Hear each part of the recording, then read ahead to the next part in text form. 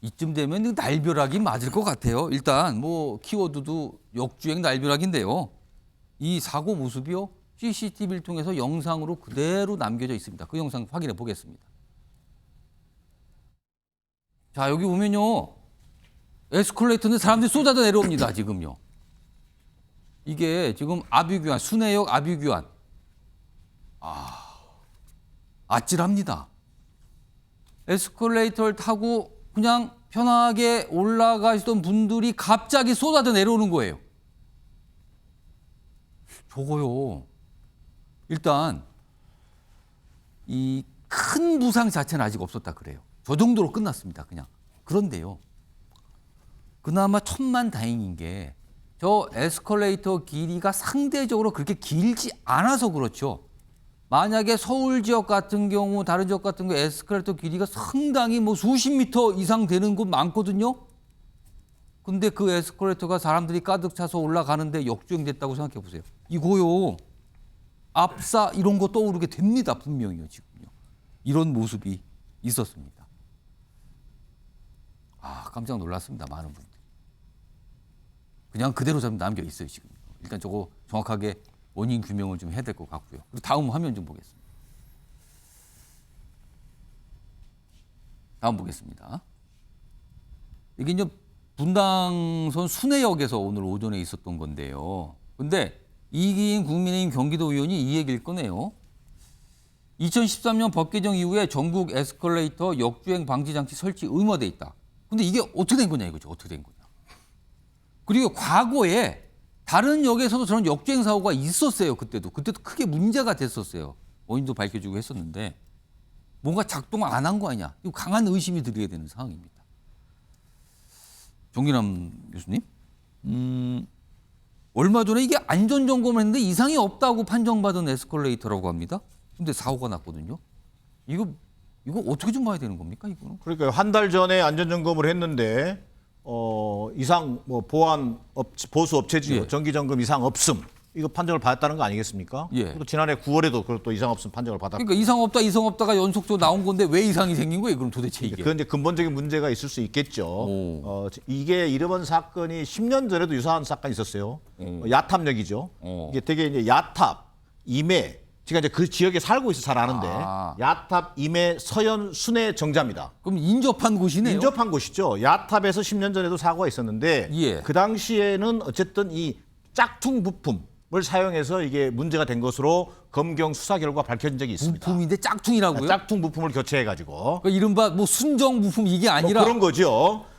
그리고 이런 사고가 나는 데 있어서 지금 저는 한번 살펴봐야 될 게 예. 어쨌든 이번에도 마찬가지입니다만 검경 수사를 통해서라도 이 시민의 안전과 관련된 사고에 대해서는 철저한 어떤 규명 그리고 재발 방지 대책을 만들어야 한다고 생각합니다. 예. 자, 근데 좀 더 거시적으로 가면요. 예. 이게 저는 분당 신도시가 벌써 지어진 지 30년이 넘었습니다. 예.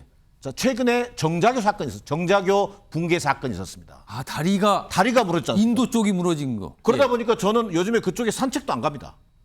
어떤 시민들이 느끼는 기반은 예. 자, 분당 신도시가 됐던 일기 신도시들 예. 전체적인 도시 기반 시설 자체에 대한 총체적인 안전 점검이 필요한 시점인지도 모릅니다. 그럼 노후와 이런 걸 좀 따져봐야 된다는 겁니까? 두 가지가 다 있다는 거죠.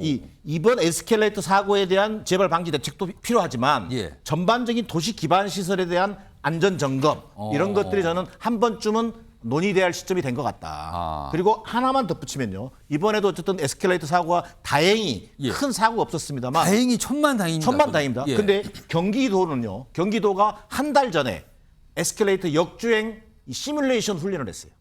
그래요? 예, 그게 그나마 신고 접수 4분 만에 현장에 도착하고 빠른 구호 조치로 인해서 피해를 최소화할 수 있다는 거예요. 예. 이것도 하나의 우리가 좋은 선례로 만들어서 예. 대비 훈련이라든지 구호 조치 훈련 이런 것들도 게을리해서는 안 되겠다라고 하는 게 제 판단입니다. 예. 윤기찬 변호사. 저게 승강기거든요. 예. 그러니까 승강기 안전관리법에서 규율 대상인데 제가 볼 때는 이게 자체 점검을 한 달에 한 번씩 하게 돼 있어요. 예. 그리고 망에다 다 입력을 하게 돼 있거든요. 오. 근데 그러니까 자체 점검에서 볼 수 있는 것은 외관상만 볼 수 있을 것 같아요. 이런 부품이 있는지 없는지. 근데 저 부품의 성능 자체를 봐야 될 것 같거든요. 성능. 그러니까 제가 볼 때 2014년도에 법이 개정되면서 무조건 역주행 방지 시설을 다 설치하게 돼 있단 말이에요. 그렇다면 뭔가 문제가 생기면 멈추거나 뭐가 있어야 되는 거 아니에요? 그래서 승강기 안전관리법에서 주안점이 뭐냐면 부품의 성능을 보는 거예요. 원래는 수입할 때. 근데 그 이후에 이 부품이 만약에 아까 짝퉁 얘기하셨는데 예. 이게 성능에 문제가 있다. 그럼 납품 비리 같은 것도 찾아봐야 되는 거죠. 그래서 실제는 역주행 방지 시설은 사실 굉장히 중요한 저 장비란 말이에요. 예. 여기에 대한 대대적인 그 행안부가 주관 부서인데 대대적인 점검을 할 필요성이 있다.